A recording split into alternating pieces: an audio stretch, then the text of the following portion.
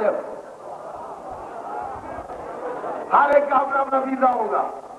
है हर एक को अपना अपना वीजा मिलेगा, हर एक को अपने अपनी बस का टिकट मिलेगा। जिन्होंने सकीफा के नीलाम घर को, सकीफा के नीलाम घर में, सकीफा के नीलाम घर में जिन्होंने इस्लाम को 1, 2, 3 पे नीलाम किया, उनका रास्ता अलग होगा।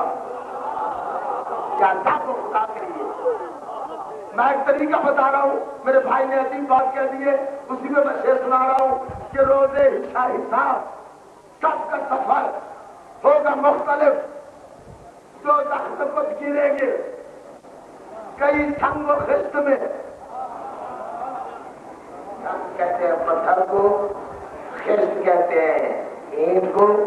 ईंट और पत्थर मिला लो तो संग खिस्त हो जाते हैं। रोजे हिसाब सबका सफर होगा मुख्तलिफ। तो तख्त कुछ गिरेंगे कई संग खिस्त में, कई संग खिस्त में।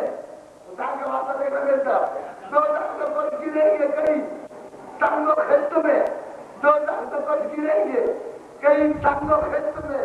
लेकिन हुसैन हम तेरे नौकर बसत खरोश जाएंगे करबला से गुजर कर बहिश्त में।